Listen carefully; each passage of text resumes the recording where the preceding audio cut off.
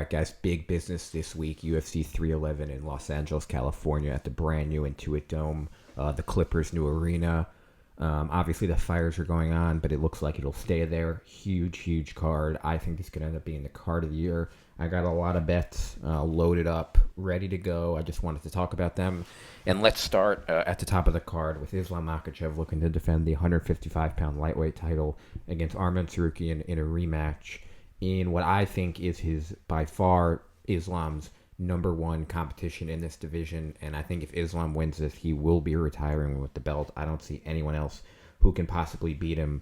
And so let's start with betting this fight. He's a really big favorite. I have the bets pulled up here. And I think there are multiple ways to bet this fight. Now, first, when you talk about these fights, it's important to talk about the ways to bet them. You can bet a fighter ending the year as champion, which I think is a really good bet. Right now, Islam is minus 175 to win a bet to finish the year as champion, which is obviously much better odds than winning this fight. If he wins this fight, he's not, unless he gets injured or relinquishes the belt on his own, he's not losing to anyone else. I feel confident saying that.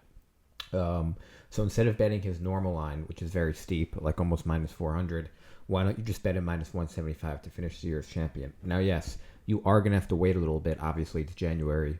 This bet wouldn't cash until December. So you're going to have to wait almost a year. However, I think it's a little bit of a better bet. Tsarukyan, same thing, plus 400, which actually probably isn't as worth it as Islam because I could see Tsarukyan losing to someone else. But above that, his year-end line isn't so different from his actual line. Same thing in the co-main event with Umar Merab. Minus 120, Umar finishes the year as champ. Merab plus 125 to finish his year as champ. So similar thing there. I don't think it's as worth it there, though. So when you're talking about this Islam fight, I like Islam by decision plus 100. I think Tsarukyan's going to give him a really good fight. I think the rounds are going to be razor close. But when you're getting a guy like Islam, I just think it's insane not to bet on him. I don't care who the competition is. You're getting him at plus 100.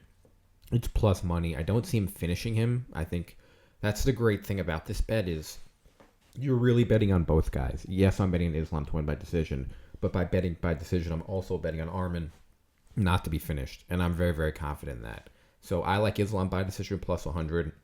It's probably one of my favorite bets of the night. One of my arguably could be my favorite bet of the night. I just wouldn't get too risky. Stay conservative. Bet him.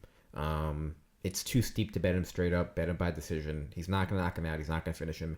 They've already gone 3 very, very close rounds. That fight probably would have gone 5 rounds. I think this fight will go 5 rounds. Islam by decision plus 100. Moving on to the co-main event. Merab Dvalishvili defending the 135-pound bantamweight title against Umar Nurmagomedov, the first cousin of Khabib Nurmagomedov, who is now his coach. This is a very, very tough fight. I could see you going both ways. A big part of my gut says to bet Merab. As an underdog, as the champ, he's won like 10 fights in a row. But I think what people aren't talking about here is the difference between wrestling and grappling in jiu-jitsu. And Merab is a really, really good wrestler. He's not a great grappler. He doesn't have great submissions. I don't think he's great off his back. And I think his only path to victory is a decision victory. Umar has more paths to victory. Umar, I think, can knock him out. I think Merab's chin is very suspect. It just hasn't been tested. So I would go Umar by decision, minus 110. I think that's the safe bet. If you want to roll the dice a little bit, you can go Umar by KO plus 700. I think Merab's chin, like I said, could get cracked and he could go down.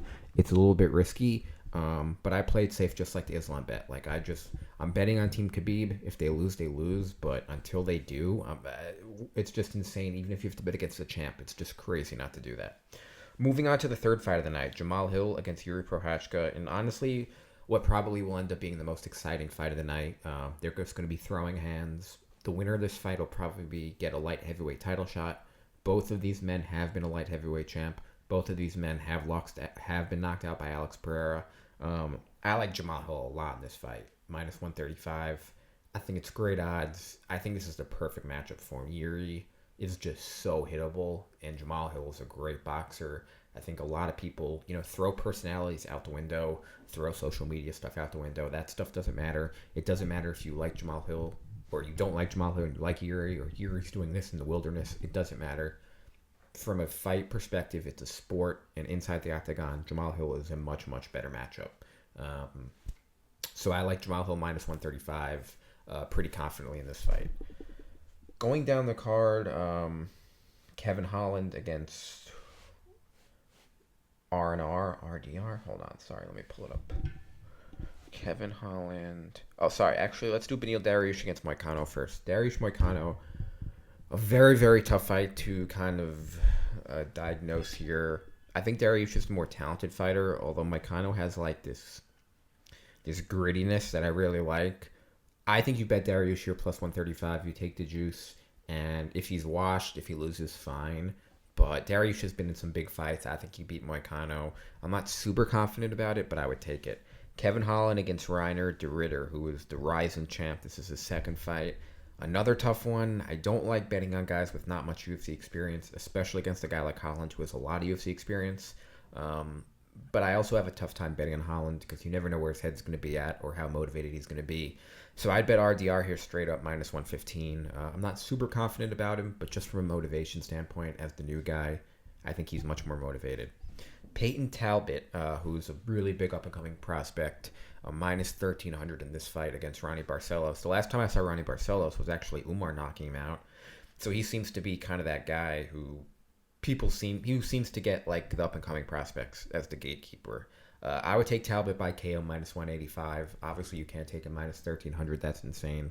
But minus 185 as a knockout, I think is pretty good juice. Talbot has really heavy hands. Like when he hits your head, they go down. So I'm taking Talbot here, minus 185.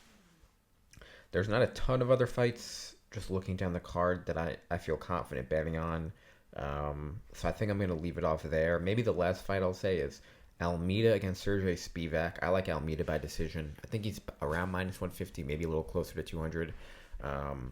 But Almeida, I think, is just going to wrestle fuck him. Probably be a super, super boring fight.